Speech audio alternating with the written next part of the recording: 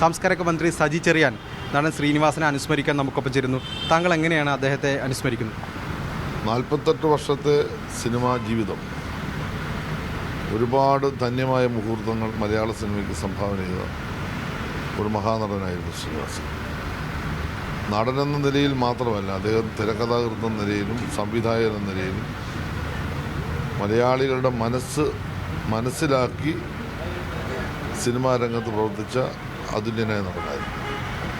അദ്ദേഹത്തിൻ്റെ ഓരോ ഡയലോഗും, അല്ലെ ഓരോ അഭിനയവും, അല്ലെ ഓരോ കഥകളും മനുഷ്യനെ സ്പർശിക്കുന്ന, മനുഷ്യൻ്റെ ജീവിതവുമായി ഇഴുകിച്ചേരുന്ന വളരെയേറെ മൂല്യമുള്ള ഒരു കലാരൂപങ്ങളാണ് അത് സൃഷ്ടിച്ചത്.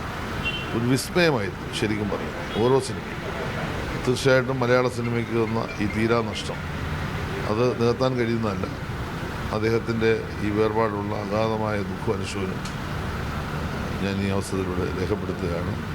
ആ ധന്യമായ ജീവിതത്തിന് അദ്ദേഹം നൽകിയ സംഭാവനകൾക്ക് ഞാൻ സർക്കാരിന് വേണ്ടി, വകുപ്പിന് വേണ്ടി നന്ദിയെ ഈ അവസരത്തിൽ അറിയിക്കുകയാണ്. അദ്ദേഹത്തിൻ്റെ സംസ്കാര ചടങ്ങുകളെക്കുറിച്ചെല്ലാം വലിയ ആലോചന നടന്നിട്ടുണ്ടോ? ഇപ്പോൾ നടന്നിട്ടില്ല. അദ്ദേഹത്തിൻ്റെ മകനുമായി ഇപ്പോൾ സംസാരിക്കും. തുടർന്ന് എങ്ങനെയാണ് കാര്യങ്ങൾ ചെയ്യാൻ പോകുന്നതെന്ന് ആലോചിച്ചിട്ട് ആവശ്യമായ എല്ലാ കാര്യങ്ങളും ഗവൺമെൻറ് ഭാഗത്തുണ്ടാകും. ഒറ്റ കാര്യം കൂടി, അത് ഈ കൾച്ചറൽ കോൺഗ്രസുമായി ബന്ധപ്പെട്ട് മുഖ്യമന്ത്രി അടക്കമുള്ള ആളുകൾ ഇവിടെ ഉണ്ട്. ആ പരിപാടികളൊക്കെ അതുപോലെ തുടരുമോ? ഇല്ല, അത് ഞങ്ങളിപ്പോൾ ആലോചിക്കുന്നുണ്ട്. മുഖ്യമന്ത്രിനെ വന്നതിന് ശേഷം എങ്ങനെയാണ് അത് ക്രമീകരിക്കാൻ പറ്റുന്നത്. ഇന്ത്യയുടെ നാനാഭാഗങ്ങളിൽ നിന്ന് ആയിരക്കണക്കിന് സാംസ്കാരിക പ്രവർത്തകർ വന്നിരിക്കുകയാണ്. കലാപരിപാടികൾ അവതരിപ്പിക്കുന്ന കലാകാരന്മാർ വന്നിരിക്കുകയാണ്.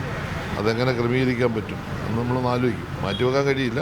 അതിൻ്റെ ക്രമീകരണങ്ങൾ എങ്ങനെ പറ്റുമെന്നുള്ളതിനെ കുറിച്ച് ആലോചിക്കും.